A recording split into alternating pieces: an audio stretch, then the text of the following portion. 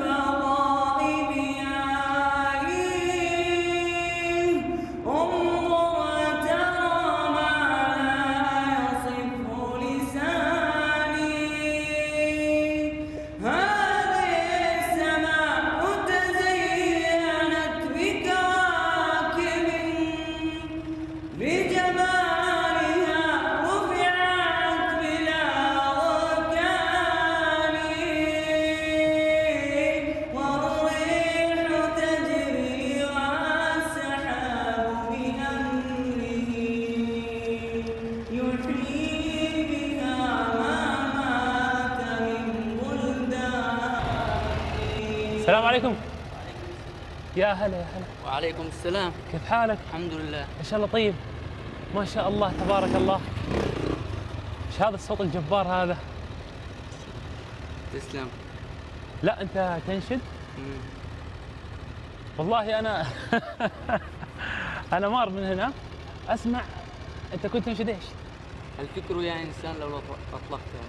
الفكر يا انسان لولا اطلقته. لو اطلقته. لولا اطلقته. لولا أطلقته. الفكر يا إنسان. قولها. الفكر يا إنسان لولا طلبته متأملا في قدرة الرحمن لخضعت إجلالا وتسبيحا له سبحانه رب عظيم الشان. يا الله. واحدة ثانية. أنت دائما تشتغل وتنشد؟ دائما تشتغل هنا جوا الفحم هذا تكسر وتنشد؟ وأنا خليتني والله عاوز أشتغل. ما شاء الله تبارك الله. حافظ انشودة ثانية؟ قول. موطني الشباب لم يكن له أن تستقل أو يمين نستقيم إلى الردى ولن نكون للعدا كالعبيد لا نريد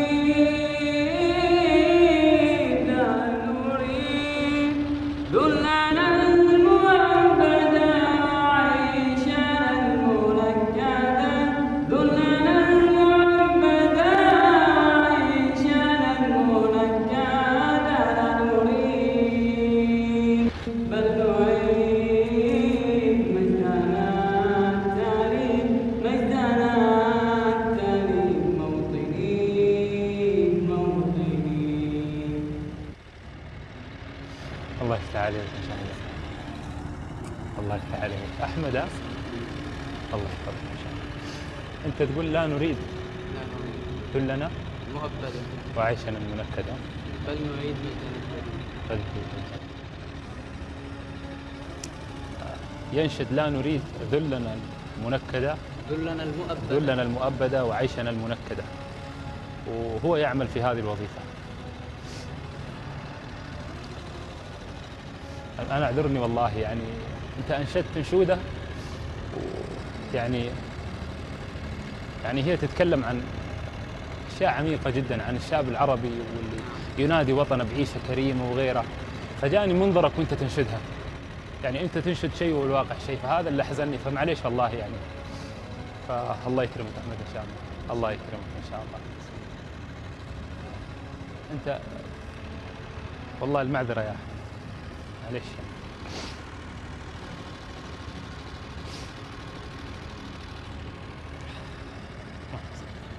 طيب إيش كمان؟ صوتك جميل ما شاء الله يعني. شو بدك تقرأ أيضا؟ تقرأ قرآن؟ لمن؟ لعبد الرحمن سعد. قول. أعوذ بالله من الشيطان الرجيم. بسم الله الرحمن الرحيم. ألف لام ميم. الله لا إله إلا هو الحي القيوم. نزل عليك الكتاب بالحق مصدقا لما بين يديه وأنزل التوراة والإنجيل من قبل هدى للناس وأنزل الفرقان. إن الذين كفروا بآيات الله لهم عذاب شديد والله عزيز ذو انتقام. إن الله لا يخفى عليه شيء في الأرض ولا في السماء. هو الذي يصوركم في الأرحام كيف يشاء. لا إله إلا هو العزيز الحكيم. صدق الله. طيب اطلع اطلع اطلع. وين الباب؟ من وين نطلع؟ تطلع من هنا؟ كيف تطلع من هنا؟ عبد الله.